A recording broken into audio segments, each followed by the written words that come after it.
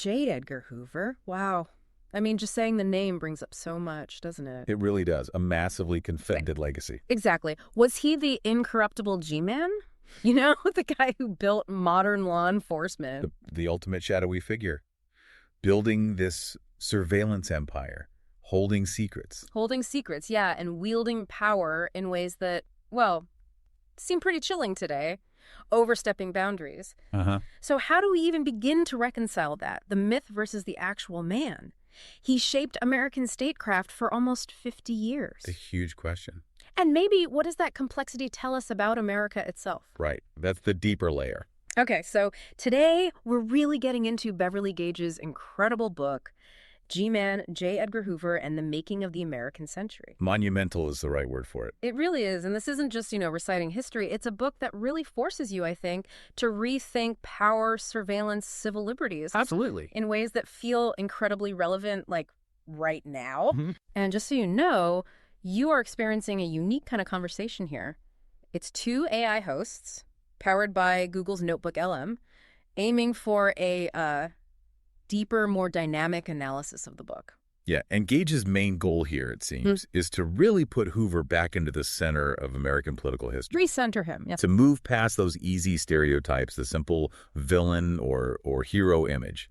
She wants us to think critically. Okay. It's about understanding him, his choices, his agency, but also the huge systemic forces at play in the 20th century. Right, the context. Exactly. His whole life, his career, she uses it like a lens, you know, to look at how modern America developed governance, race, ideology, policing, all of it. So let's unpack that relevance piece. Why this book about Hoover published in 2022?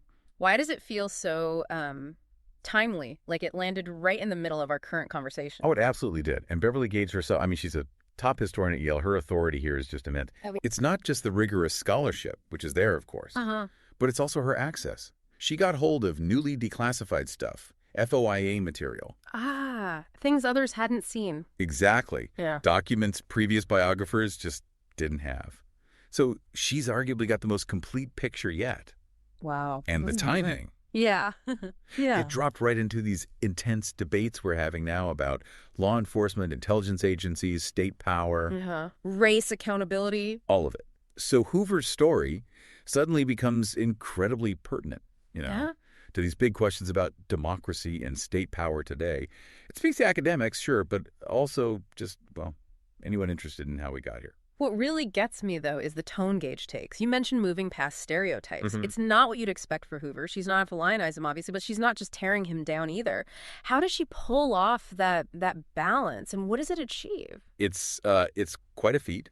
Her tone is nuanced, definitely critical, but also, balanced. It feels very reflective, almost like an investigation. She carefully weighs his, let's be honest, significant failings and abuses of power, right alongside his maybe uncomfortable but real contributions to building the state. Right. The modernization of the FBI, for instance. Exactly. And this approach, it feels like responsible historical inquiry. She avoids just, summarizing things without digging deeper or pushing her own opinions too hard. So she lets the evidence lead. Pretty much. She presents this incredibly complex person in a complex time and kind of invites you, the reader, to grapple with it, to sit with the contradictions. It's about understanding the why, not just making a snap judgment. Okay, so speaking of evidence, how does she build that credibility? How does she convince you that her insights are reliable, especially with such a controversial figure? Well, it really comes down to that scholarly rigor we mentioned. The foundation is just massive archival research. The new documents. The FOIA material, everything. You can just feel the weight of the research behind every claim. And crucially, her handling of the controversial stuff. Like COINTELPRO or the files on politicians. Exactly. She avoids sensationalism. It's all very evidence-based assessment. She lays out what happened, the context, the impact, without, needing to shout about it.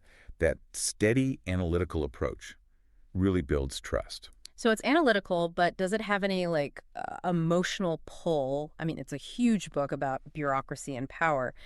Does she connect with the reader on that level without getting, melodramatic? She does, actually, and it's quite subtle.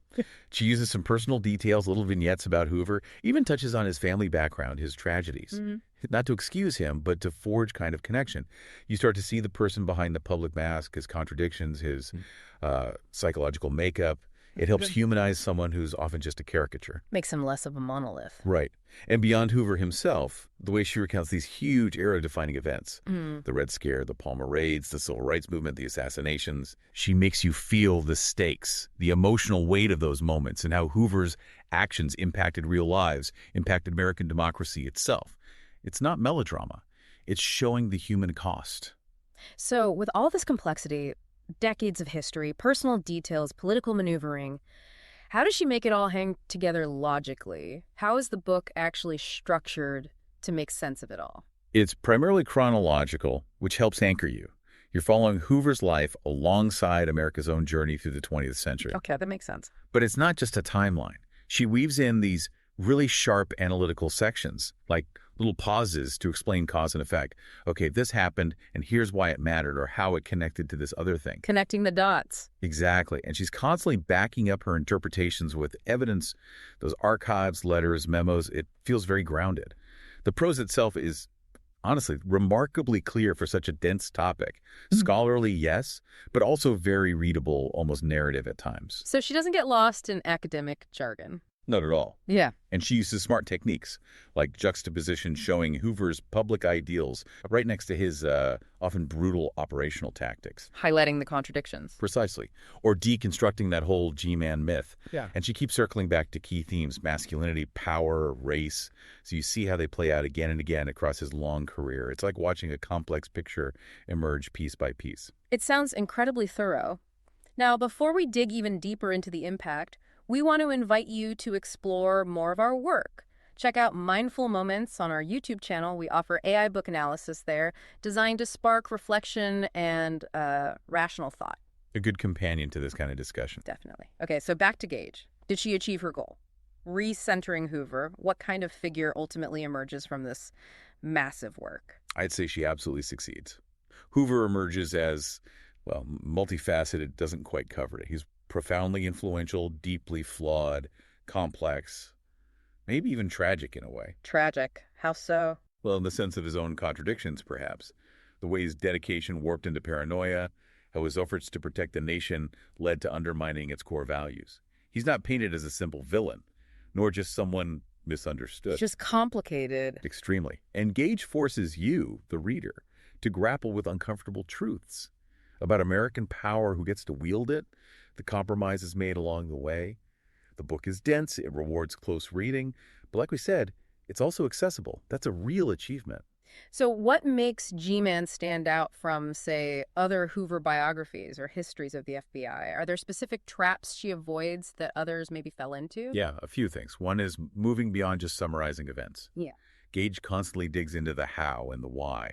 Why did Hoover make this choice? How did America react, and why? It's analytical, not just descriptive. Less what happened, more why it mattered. Exactly. And she avoids just labeling things like calling something a political maneuver without showing its actual effect. Yeah. She explains the impact of those maneuvers on institutions, on people's lives. Contextualizes it deeply. Immensely. She places Hoover firmly within the shifting tides of the whole century. He's not operating in a vacuum. He's both shaping his times and being shaped by them. Yeah. And critically, it's that use of new sources that really lends a freshness and authority that makes it feel distinct, even though Hoover's been written about so much. Seeing a familiar story with new eyes, essentially. That's a good way to put it. Okay, let's zoom out. Connecting all this. What are the really big, maybe most sophisticated takeaways Gage offers about Hoover, and through him, about America itself? I think one of the most sophisticated things is her focus on multiple perspectives. How Hoover could be simultaneously admired by some and absolutely despised by others, often for the same reasons. That reveals a lot about the country, not just him. Totally. It shines a light on these deep national anxieties running through the century about security versus freedom, about what American masculinity meant, about race, about who belonged. She shows how Hoover tapped into and also amplified those anxieties. And his own prejudices. How does she handle those? With real cultural sensitivity. She doesn't just list them as anti-communism, as racism, as sexism. She analyzes how these prejudices reflected the norms of white, Protestant, male-dominated America at the time, but also how he actively worked to reinforce those norms through the FBI's power. And ultimately, she forces us to confront the paradoxes. Paradoxes like how he could be progressive in terms of bureaucratic organization, but intensely reactionary socially and politically. his immense pride in the Bureau versus his obsessive, damaging secrecy. It forces a really nuanced, sometimes uncomfortable look at American history and identity. No easy answers. Which seems like the point. Yep. So wrapping up, what does this mean for you listening right now? Gage's book, it really feels like a reminder that history isn't some fixed story. Not at all. Our understanding of figures like Hoover and the institutions they built, it should change as we get new information, new perspectives. It feels vital for understanding our own moment. Absolutely. Through this incredible synthesis, Gage just masterfully shows how personality, politics, policy, and national myths all got tangled up in creating the American state we have today. Yeah. And it leaves you with a really important question, I think. How much do the complexities, the contradictions of these powerful historical figures still echo?